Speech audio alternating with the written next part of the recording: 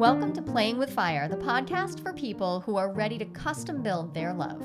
We're talking about non-monogamy, however you design it, as an individuation opportunity. Want to leave the default and make your life spectacularly you? You're in the right place.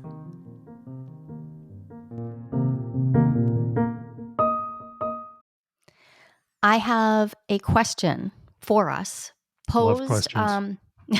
posed by several people, but somebody recently put it so succinctly. They showed up and they said, so I'm making agreements, and I had taught this person agreements in another context about making relationship agreements, but they're really struggling because they make agreements and they're not sticking to them. They're not holding them. And I first want to say this question asker is showing a lot of relational love and relational care, and also responsibility taking for noticing, like, yeah, I'm not. She could have fudged it. She could have said, like, no, I really am. I am, and I'm holding my agreements. But instead, she was really clear. She's like, bottom line, my question is, how do I stick to the agreements that I make? Ooh, that's a good question. I like that one. I've been struggling with it for years myself. It made me think about how we really came into our shared version of non-monogamy, the one that we do together, from two such totally different perspectives Yep. about what it even means to hold an agreement. And so that was one of the primary points of anger, points of like continual conflict for us, I think. Yes. And it's something that I see happen in my private work and in people going through the year of opening, where we spend a lot of time in the year of opening talking about how do I actually make agreements that work? And making agreements that work. I mean, we've outlined some of the ways that we make agreements that work. You can go back and listen to Relationship Agreements 101.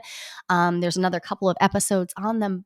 And that one in particular outlines a nice, straightforward process for how to create an experimental agreement, which is great. But if you don't uphold the agreement, over time, you're at the very least going to struggle with damaged trust. And often people feel like they can't do non-monogamy. I have people say, like, like my partner can't do this with me. They won't stick to their agreements. And that's how I felt with you Well, and frequently. um, that sounds like a subset of a larger conclusion that I draw from all of that, which is, how do you be in a monogamous relationship with me when I won't hold my agreements Right? either? It's not a non-monogamy specific thing at all. It's not at all. I just watched the Ashley Madison documentary. So it's and that was a reminder that, right, we make these agreements. And sometimes the only agreement we make is, hey, we're doing monogamy, and therefore the undercurrent of this whole thing is that you're the only person I'm going to have sex with. Sometimes the undercurrent appears to also be, you're the only person I'm going to have emotions with. That's really scary. You should get to have friends too. But for the moment, we'll look over that. When someone struggles with upholding agreements, I think it's a great time to actually learn. I think that's a great time to learn the skills of agreement setting, but take them into a different container. Take them out of this complex container. This isn't about whether I'm monogamous or non-monogamous anymore. Yeah, this is Okay. about, So what container do we use? you got to make agreements with yourself. You got to make agreements with yourself. You got to learn how to make agreements with yourself that you actually want to uphold, and that you can get all your parts and bits on board with upholding, or at least most of them, at least the ones running the show. So, I mean, I have a bunch of thoughts and strategies about how we do this, but if I struggle to uphold the agreements I make with myself, then there's zero chance I'm going to be able to uphold the agreements I make with other people over time. It's Ah. oh, well, what brings up that gesture, Ken? Yeah, that's I'll be listening to this episode over and over again myself, because I just think about, like, right off the top of my head, I think of how well my daily actions line up with the calendar that I have created for myself yesterday or the week before. Yeah. Like I'm doing way better at like, hey, okay, here's how the week should play out. Here's how the day should play out. I'm going to put all these appointments in with myself. Those are appointments with me, and then I'm gonna do them. And ever so slowly, I'm increasing the percentage of things I put down that I actually do. Then I And watch you with your calendar, and you don't struggle with it I the way don't I s do. I don't struggle with it, right. So, I remember coming across a quiz. I can't even remember what quiz this is. I think it's Gretchen Rubin, and she divides people up into 4 categories. It's something to do with, like, happiness, and one of the categories is the upholder.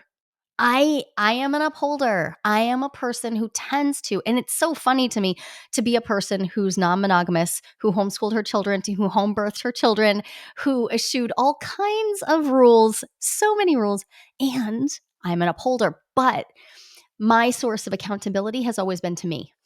I that has been like since I was little. I didn't trust the people around me. They weren't very safe for me. Yeah. So I held myself to be the safe person that I could attach to. I wouldn't wish that on myself, but I think it created a certain reaction formation that resulted in this. This isn't a better way to be, by the way, but it does make it easier for me to make agreements, yes, with myself, which means, for instance, I'm able to be really productive. Like I got a PhD while raising 7 children. Like people always ask me like, "How did you do that?" Like, well, that's a feature of me. But it doesn't you have these other Yeah, features.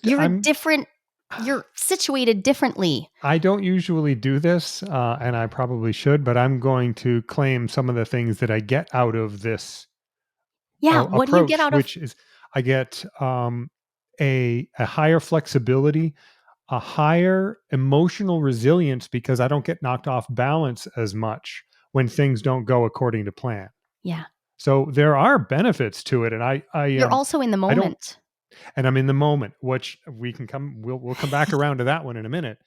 Yeah, I'm in the moment, which I and struggle with. I don't say these things to myself out loud very much because I don't want them to be apologist reasons for not this, because this is my own personal goal. I agree with you. One way is not better than the other, but I We gotta there are things use that them I in the right want. place. Yeah, there are things that I want out of a higher ability to hold myself to my agreements with myself. So I want to get better at it.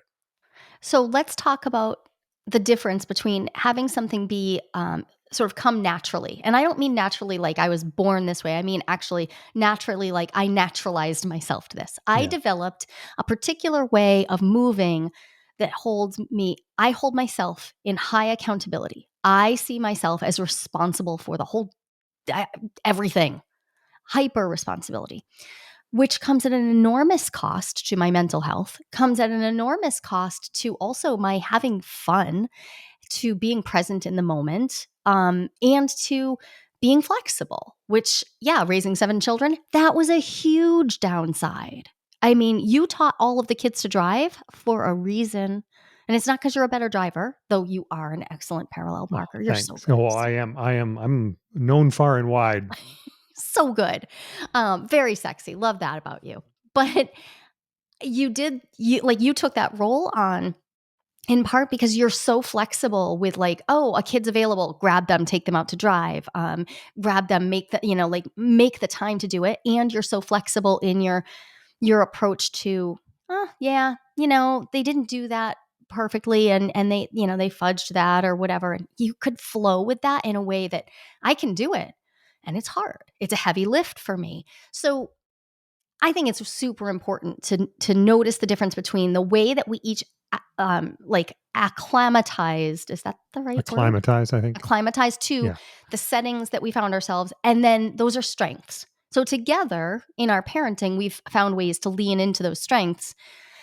And then when we go to make agreements about anything, our strength set tend to make you look like the bad guy and me look like the good guy. I don't think that's fair from a 50,000-foot view. I don't think Yeah. that's fair. I But think zoned in on agreements, you have also broken far more agreements than I have. And some of it is because you're attempting to uphold like a different set of things. that I was just thinking about that. I just wrote it down in my notes while you were talking. Like, yep, okay, so I don't hold myself to my agreements that I make with myself, just because that's where we're coming at this right now. And it's always, almost always, not always, that would be saying too strongly, but it is so very often because I'm trying to uphold a different agreement that, and here's where, okay, I'm going to see if I can keep myself clear.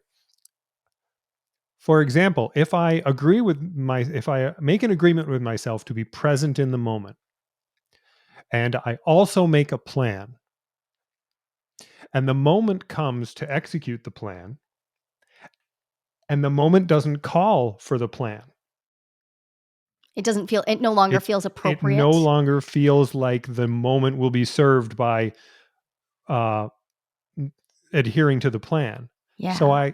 I abandon the plan because my my a priori agreement is to be in the moment. So I'm not actually violating all my agreements. I'm just violating the temporal ones, the ones that are like, well, past Ken decided that future Ken would do this now, but future Ken has reevaluated the situation based on a set of values and an agreement Priorities. You have a different and a priority different then. set of priorities.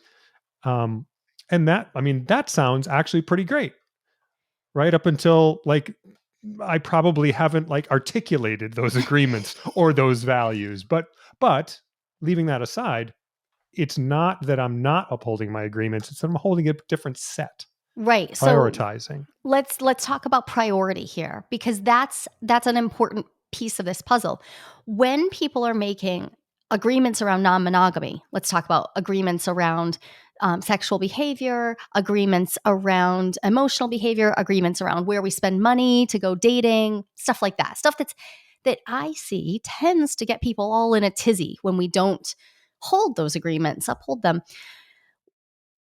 If I prioritize upholding the agreement, which I tend to do, I'm like, I said I would X, Y, and Z. I said I would only spend $100 on this weekend outing.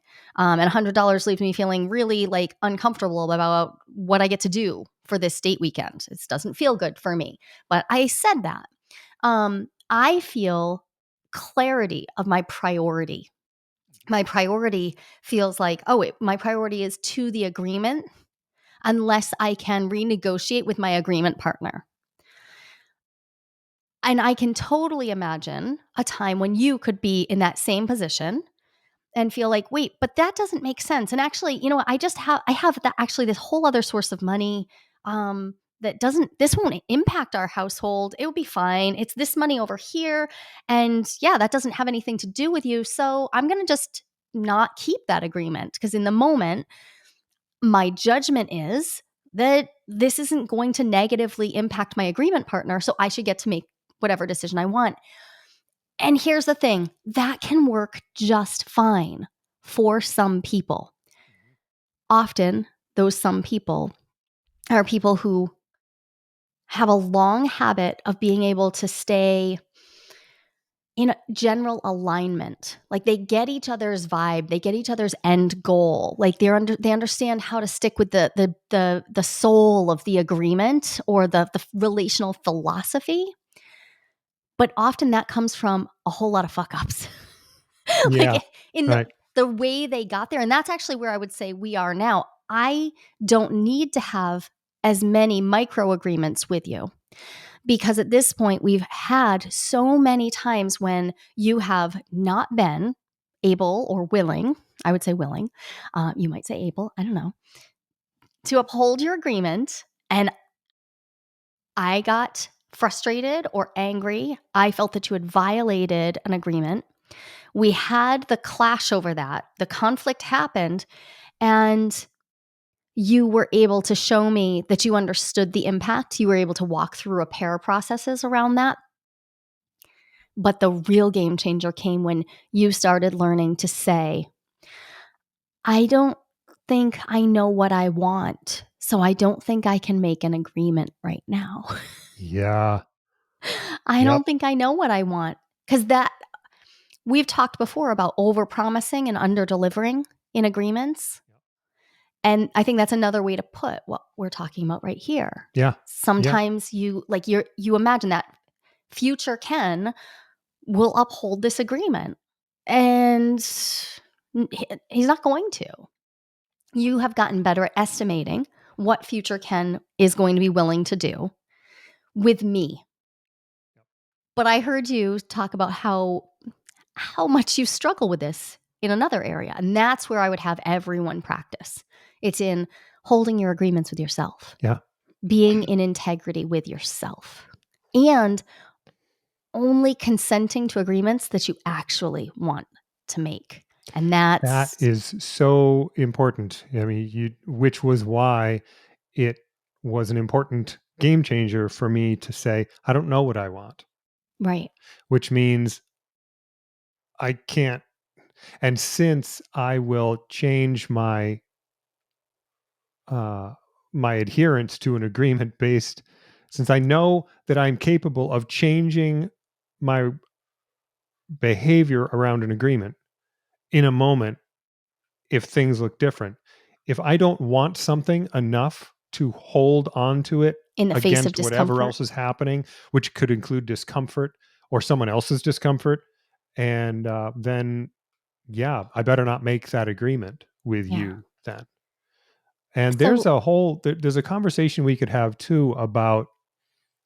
So we started off with you are more reliable at holding your agreements than I am by a lot, and that doesn't make you a better person. And what I'm realizing is that one of the reasons I don't hold myself to my agreements, one of the things that makes me capable of not holding my agreements is it doesn't cost me much emotionally, mm, personally. When a plan is not adhered to, I don't feel unsafe.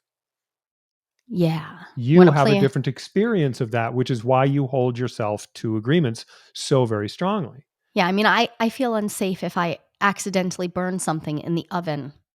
Like if literally I make a mistake, I will have feelings of unsafety and I need to regulate my nervous system and I need to manage. Like almost anything can trigger me into a sense of any deviation from plan could trigger me that way. And I want to So I have to bring work on that. Yep. And I want to bring that up because I see conflicts arise when one person is upset because an agreement wasn't held and the other person is like, but this agreement, it like the way it was not upheld doesn't really affect anything. Like you said, the money thing, it was no problem. I actually have money elsewhere. This isn't an issue.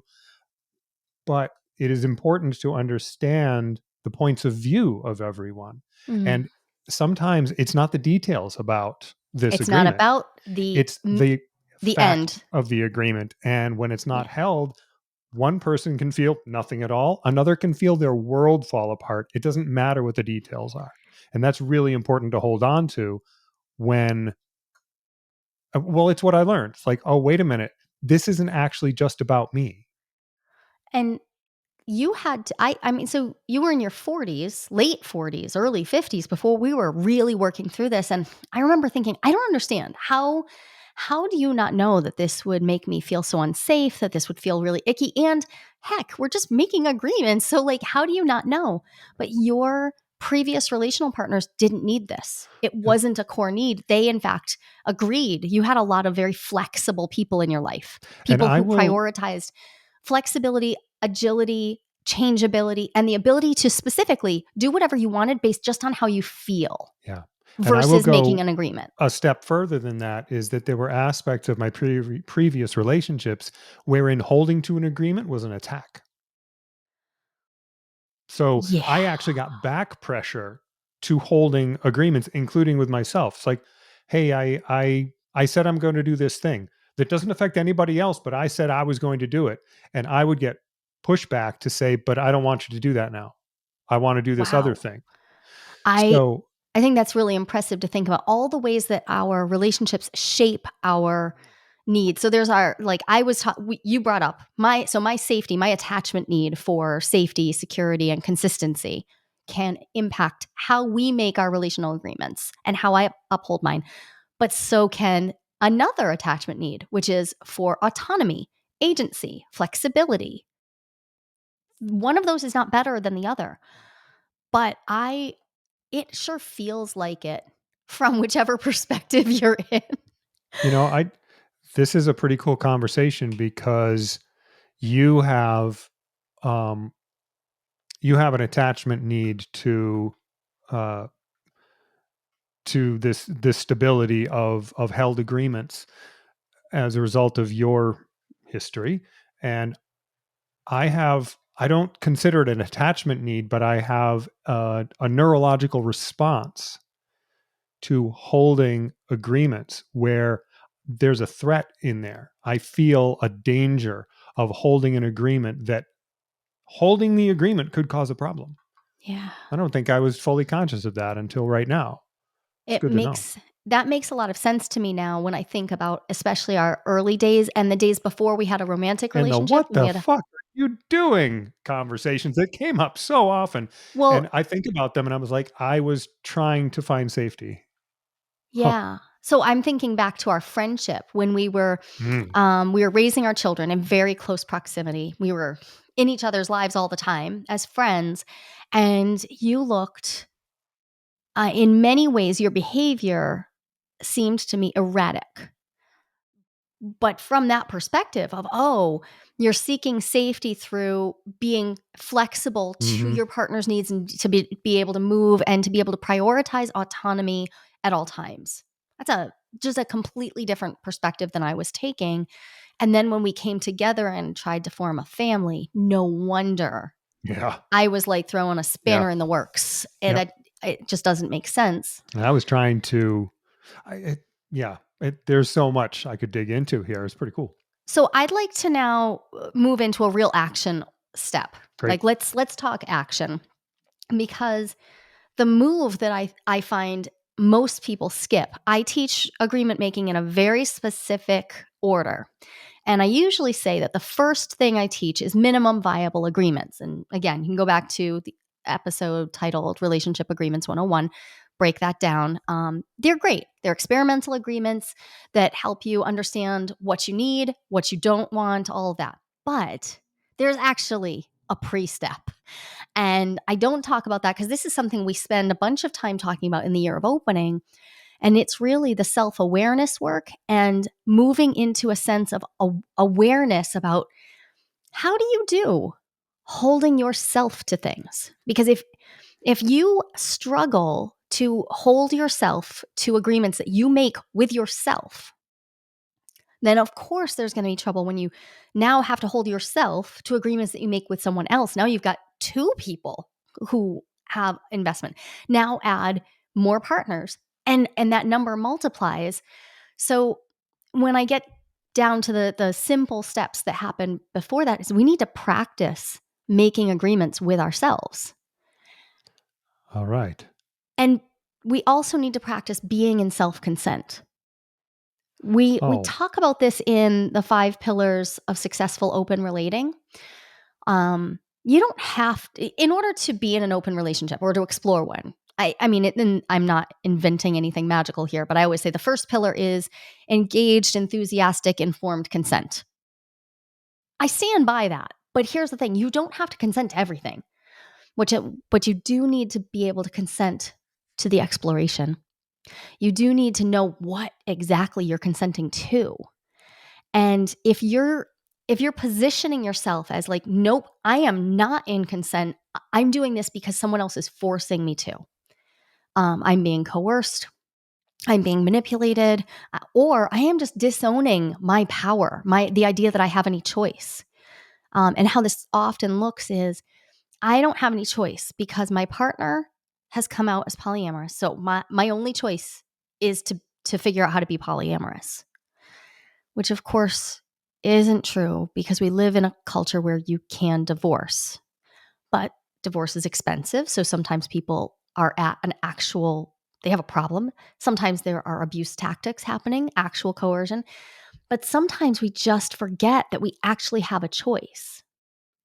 So, in order to make agreements with myself, first I need to get to a spot where I'm like, right, I'm at choice in my life. I have some basic sense that I get to decide what I do. And from there, I do want to practice making agreements, but I want to practice making them first with myself. And the people in the year of opening who make agreements with themselves first universally have had excellent experiences. And they're often the people who are most nervous. They're nervous because maybe their partner doesn't want to participate in agreements, or they don't have a partner right now. They're participating solo. And they're like, well, I don't have anybody to practice making agreements with. I'm like, yes, you do. You have you. Yeah. So we practice making those same agreements with those same pieces. What's the duration of this agreement? What are the domains of the agreement? What are the deal breakers of the agreement? And what's the action plan if a deal breaker gets hit? There we go. That's the or not even a deal breaker. What are your action plans for all parts of the agreement? Deal Yeah. breakers are important. Like that is a big enough thing that you got to know what you're going to do. But um, you just the other day brought to me a tool to use for self agreements, and it's basically just saying, okay, if I don't do this thing, what will I do? And like, what will my own responsibility be to it? Can you So, give an example? um,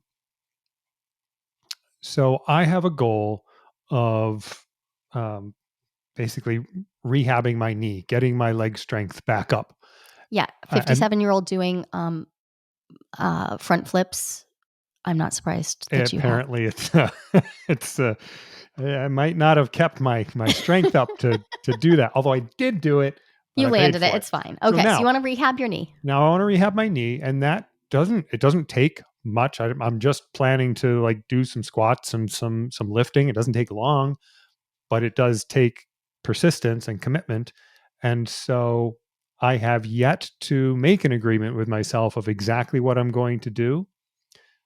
But here's the thing: I can start here, make an agreement with myself to make that plan. And what am I going to do if I don't?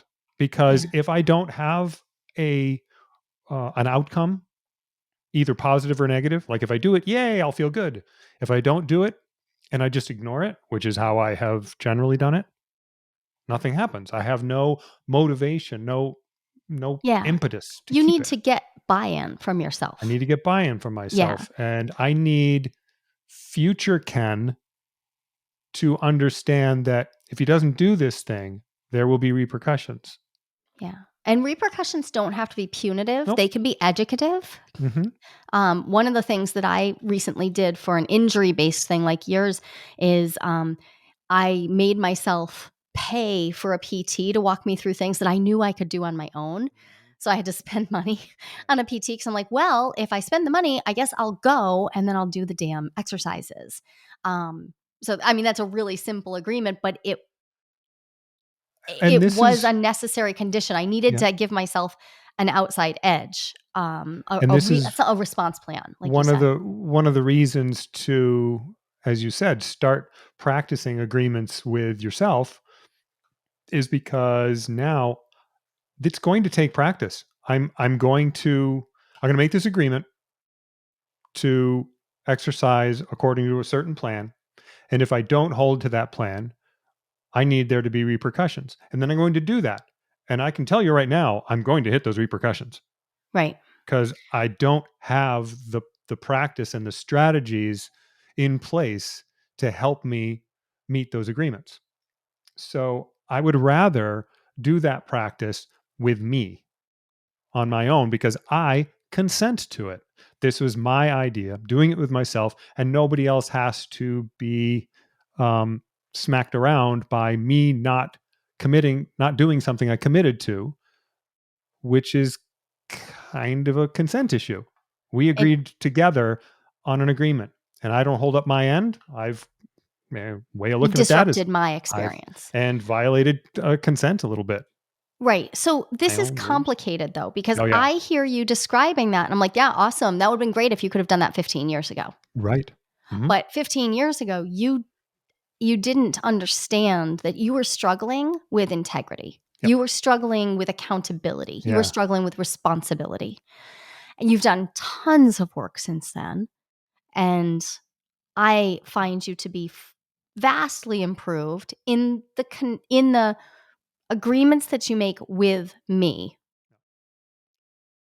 Not perfectly. We still have a Oh, no. breakdown probably at least weekly. There's Yeah. something Yep. happens. Um, but I would love to have a time machine and go back and say, "Okay, so here's the thing. It looks like you need to learn how to get in integrity and accountability." And I'm guessing that you would not have been fully enrolled in the idea that that was true for you. That is I'm guessing your 100%. self image what didn't Mhm. include that. That's when you started talking about that, my immediate thought was, "Yep, but he thought he was." Yeah. And that comes back to, yeah, because his priorities were different. His priority wasn't to be in accord with a commitment he'd made before. It was to be in alignment, accord, adherence to what made sense in the moment. Mhm. But as soon as we start adding multiple people to our life, whether that's one person or multiple people, the system gets more complex. Yeah. And ideally, we are able to make decisions freely in the moment and fully understand the system so that we're not negatively impacting people. So we don't need to have tightly held rules because we actually Yeah. understand how to Mhm. take everybody into account. But that's hard and complicated.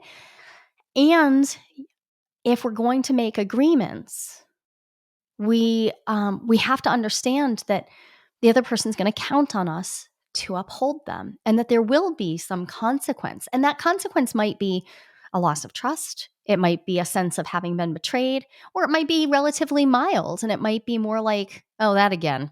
I can't count on you. And Right. yeah, that's a loss of trust, but it might be kind of casual, like, oh, right, I know I can't count on you for that. When I think about how our early parenting would have gone together, how different it would have been if you had grasped that this was something that you needed to get into alignment for yourself. Mhm. You needed to Yeah. be in integrity in that, in your agreements with yourself. I think like the relationship agreements that we made were superfluous in comparison. They were like tiny, they were superficial in comparison to what that change would have been, how our Yes. parenting would have been, how our Oh, business yeah. ownership would have been. So I think practicing making agreements with yourself. And I like one particular tool, and you resisted that tool hardcore for a long time, but using the actual tools we have. We It's write things down. so important. My I write things particular down when I'm set making of agreements skills and features and limitations and all of that, whatever, there were so many tools to address all of them, including, yeah, writing things down, putting things using on a alarms, calendar, things to using literal physical alarms yeah. so that like you Yep. you are interrupted so that you can't. It's it sounds silly, but it makes perfect sense to me that we would grow up, go through our teenage years where we're experiencing rebellion and our prefrontal cortex isn't all on board and all that. We grow up and then we think we're adults and we think we've got it. But it takes so much effort to actually align everything, to actually get ourselves in integrity. And here's the biggest rock in the gears. It's not Mhm. just grit, it's rock. Mhm. You might have a lot of you that's on board with upholding your agreements with yourself. But if you have even one or two parts of you who are not on board, they will undermine. So Yeah. when I hear people struggling with the idea of agreements, they're like, you don't even need agreements. Just be in integrity. Just be in integrity. Like, cool. People are assholes. Like, we all have little assholes in Yep. ourselves as well as amazing parts of ourselves. Yep.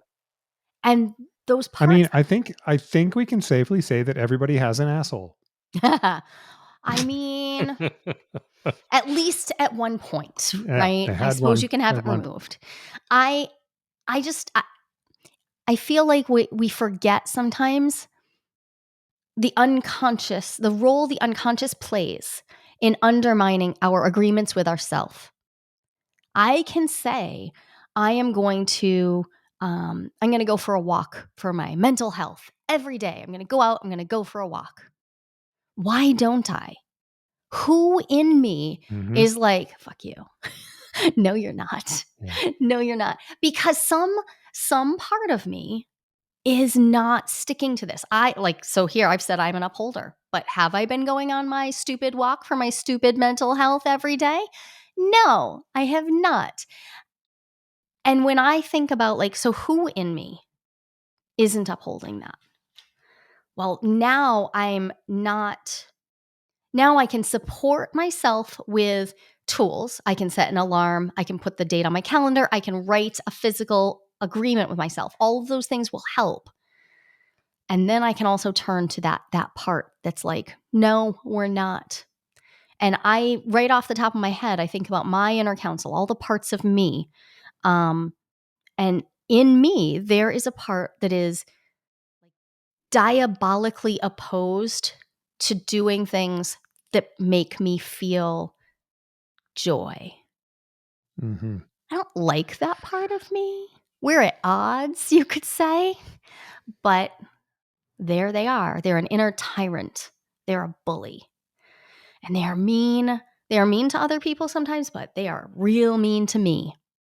And so they stop me from doing things that would take care of me. And that's just being able to label that and come into relationship with that part and be like, oh, that bully is really insecure and hurting. Yeah. That bully part of me, that tyrant, is like deeply troubled by the idea that I get to experience any joy. The visual that I have on my inner council board is of this huge figure picking up a little figure and like jabbing at it. Like it's a very visceral feeling of Mhm. no, you can't have this. So there. So that part of me is undermining the part of me that's like, we just want to go for a walk every day. Wouldn't that be fun? So I have to do stuff to bring that part into my conscious awareness because I'm not day to day aware of having an inner tyrant. Like I don't wake up every day and get a bullet point announcement from my inner tyrant. So I have to actually check in. What's going on? Yeah. And if I keep missing that walk, well, that's a clue that I don't understand what is unconsciously knocking me down. So I use the tools to help me stay aware enough. I use the tools of a written agreement, what it is that I'm going to do. And a written agreement can be like my calendar is thick, right? It's got all these things on it that I'm going to do.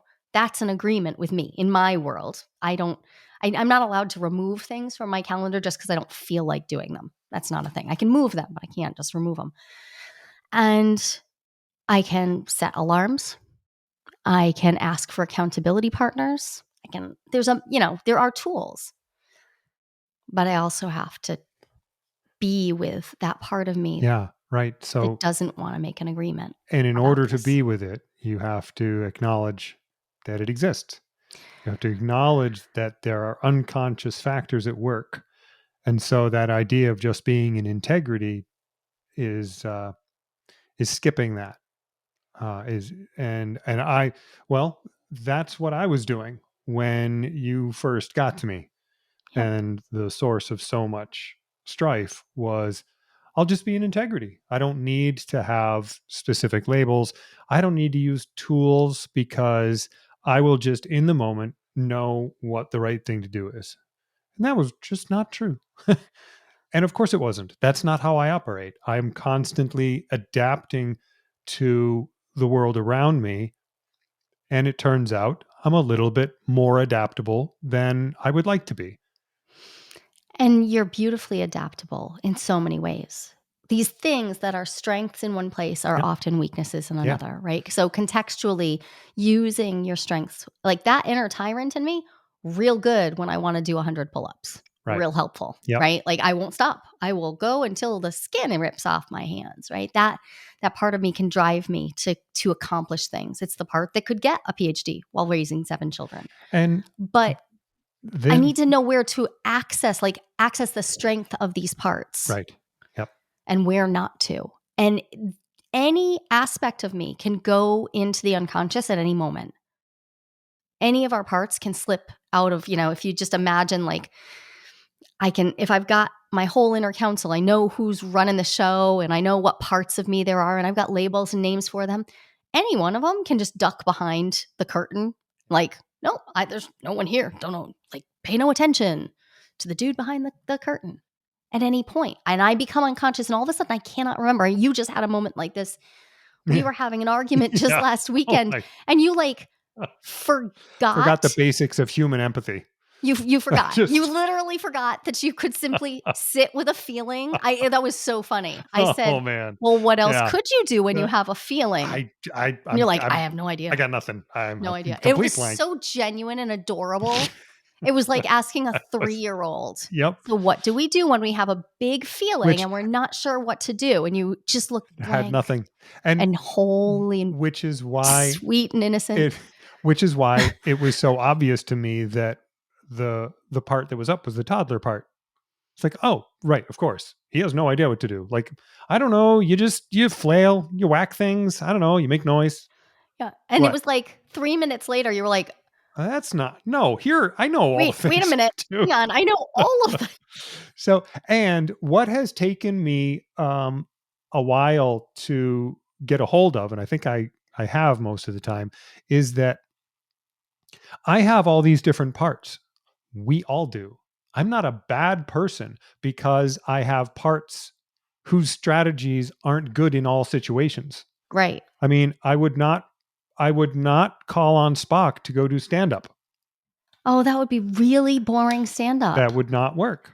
Your inner Spock I would not be good. I would not invoke Stitch to go do the chores around the house, Your inner Stitch right? would probably burn our house down. That would But not they be good. both, I mean, but I'd probably have Stitch do stand up, Yeah. Yeah. and definitely, I mean, I And definitely flame-throwing juggling, right, sure, right? Yeah. totally, Yeah. yeah. If you're gonna So understanding that I don't have to be one perfect being all the time has helped me make agreements with myself, then break them, and then um, experience the ramifications of it. right. And that is so important because otherwise it's just break them and move on. And I mean, this is one of the reasons that I haven't gotten better at this particular goal of mine faster is because I didn't give myself ramifications. There was no response plan. Yeah. And So that last piece. nothing had to change. Right. So in the So, case of the situation that we're talking about right here, like is a perfect example. You forgot the basics of how to hold your own feelings and you were asking me to hold them. And I was calm enough to be like, no, I'm not. This is like I see you, I feel bad, but y- I'm not going to do that emotional labor for you right yeah. now. And so I saw you hold yourself accountable. And it did take a few minutes. First, you remembered that you had tools. Then you took yourself out of my space to use those tools. You didn't make it my problem. And then you actually followed up with an actual outcome. And something that we do in order to give me more space is you'll sleep separately from me. Yeah. And it's not a punishment, but like so that you can get like find yourself again, you just go sleep separately. So Yeah. it was a simple set of moves to employ, but that's not like what feels simple when you're in your calm, rational self. And we have plenty of parts who can pretend they're being calm and rational when they're actually being Yes. assholes. Yep. Because you did not at any point seem like you were even having big feelings during that moment, by the Yeah. way. You Yeah. seemed like Spock was running the show. Hmm. You seemed like you were cool as a cucumber, Yep. but instead you had a toddler running the I show. had a Vulcan toddler running the show. It's not It's not ideal. ideal. Poor little And guy. what you said about things that are clear when you're calm aren't clear when you're not, which is a really good argument for coming up with your response plans while you're cool, like outside of a situation. And And then using you a write them pen. down. I am not being Yeah. pedantic here when I say I have people write their agreements down, including their agreements with themselves. It's because we Yep. forget.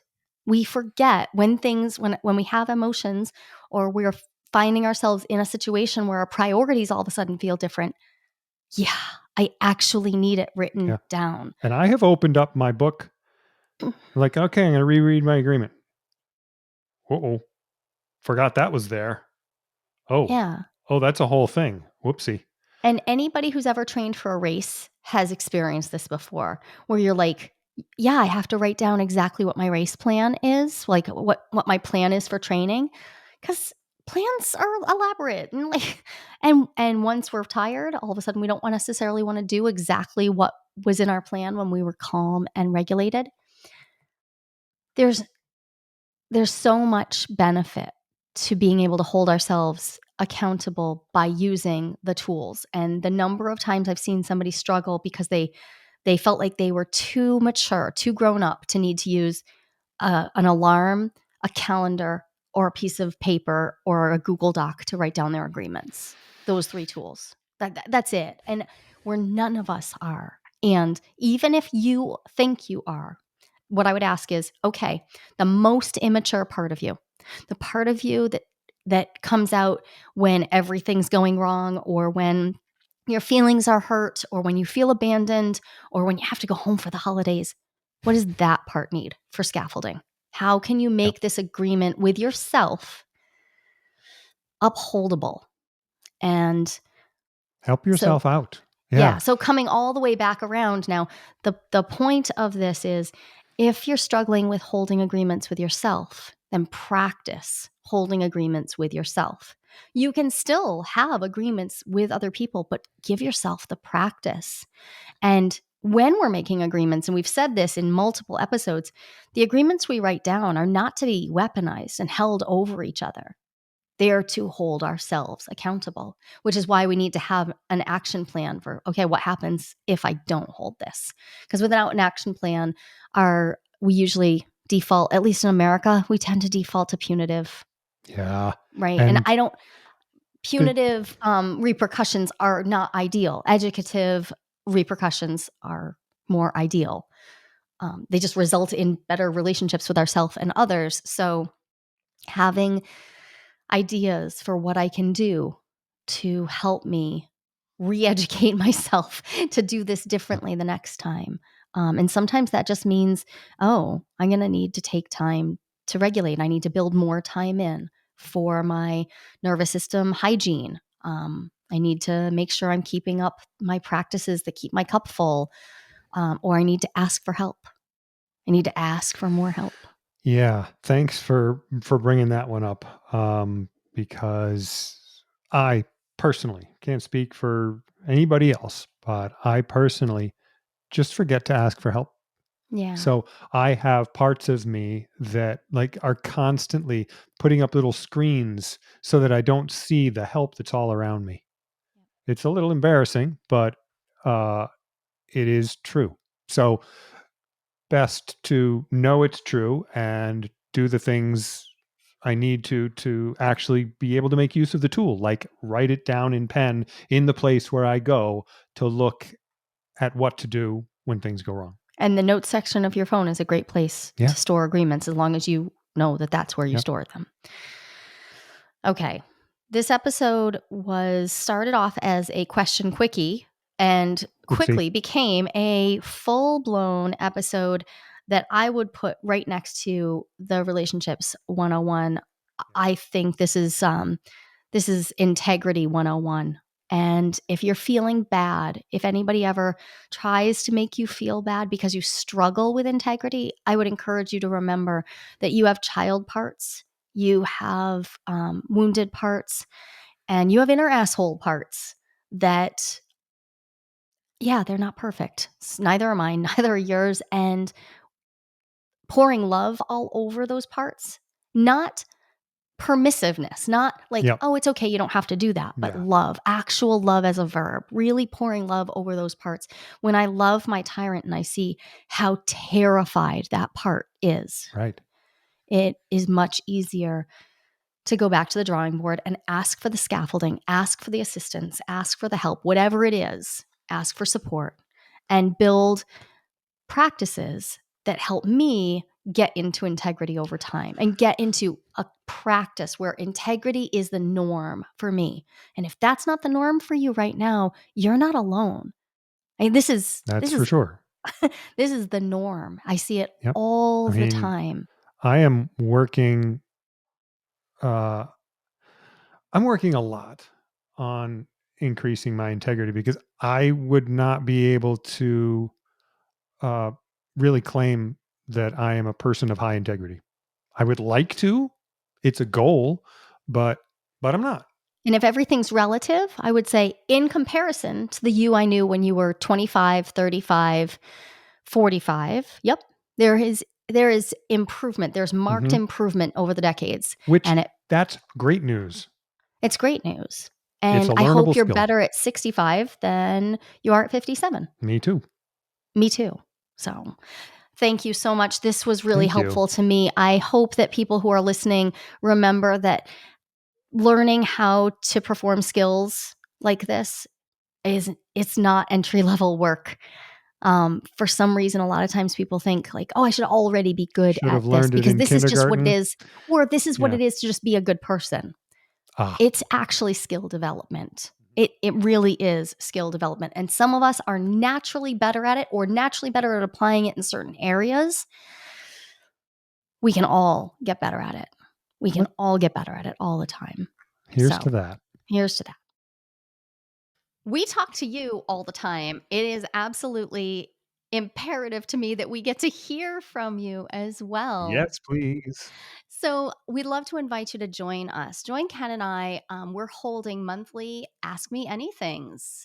You can show up, bring your questions from podcast episodes, from your relationships, bring questions about non monogamy, about individuation, about relationship skills. We would love to share space with you. We're hosting these AMAs free of charge for our podcast listeners. You are the Playing with Fire community, and it matters a ton to us that we connect with you directly. So Oh, go, I would so love to hear your questions and it'd be so awesome. yeah. Go to joliehamilton.com/AMA and you'll find a way to sign up real quick and get an invitation to join us in a small group where we're going to get together and talk about all things non monogamy, individuation, and relationships.